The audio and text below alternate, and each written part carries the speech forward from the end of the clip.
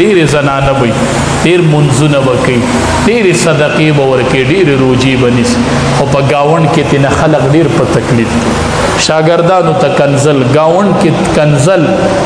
خلق ته په تکلیف کې دی ګرانه ده بهترین چیز چې دی هغه اخلاق نبی کریم صلی الله علیه وسلم فرمای یو سړی ته به څنګه پته لګي چې زه ښه سړی یم زه بد سړی یم دا پته به سړي ته څنګه لګي په دې کسوټۍ خو ځان لږ وتلی که چې ښه یو که بد یو مړه زه ښه سړی یم که نه څنګه ښه سړی مړه ښه تقریرونه کوم او منځونه خلکو له کوم نه که نه د ښه سړي پته امام الانبیا فرمایي چې ته به د ګاونډي نه تپوس وکړې د ځان په باره کې خو ته به ورته نه وایي چې زه څنګه سړی ما خو به تا ته وایي ته ښه سړی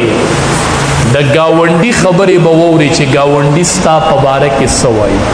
نو که ستا په باره کې ګاونډي وي چې دا ښه سړی دی نو ته ښه سړی او چې ګاونډي تا باره کې وي چې دا بد سړی دی نو بس ته بد سړی ها ستا د ناکار او د ښه پته به د ګاونډي نه لګي چې ګاونډي ستا په باره کې څه وایي ګاونډي ستا په باره کې څه وایي نو د دې پته به د هغه نه لګي د هغې پته به هغه نه لګي چې کله ګاونډي ستا باره کې ښه سړی ووایي نو ډېر ښکلي تعلیمات نبی کریم صلی الله علیه وسلم صحابه کرامو ته وښودل ډېر ښکلي تعلیمات صحابه کرامو ته وښودل او په دنیا کې ړومبی استاذ نبی کریم صلی الله داسې استاذ علما وایي شاګردانو ته به سبق هم وایي خو شاګردانو ته به دعا هم کوي هغه شاګرد له به ګزار ورکوي چې هغه ته تا دعا هم کړي ته چې دا شاګرد وخی ده ته دې دعا کړې ده که دعا دې نه کړي د څپېړې حق دې نه جوړېږي نبی کریم صلی الله علیه وسلم او دسماتی ته ورغی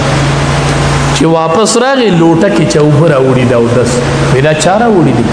وایي دا عبدالله ابن عباس رضی الله عنهما راوړي وایي دا هغه راوړي دي وایي دی خو ډېر رکوټې نه دی ډېر ماشوم و ډېر ماشومتوب کې د هوښیارتوب کار وکړو نبی علیه السلام ورته دی خوا راشه داسې استاد چې هغه ول اوبه راوړي نبی کریم صلی الله علیه وسلم داسې ونیو حدیث سینه پورې جوخ کو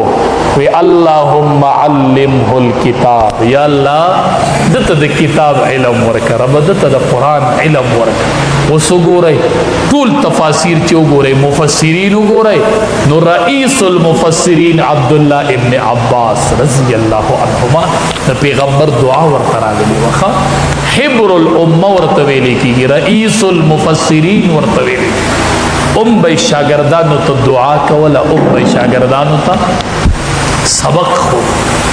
داسې شاګردان دنیا له ورکړل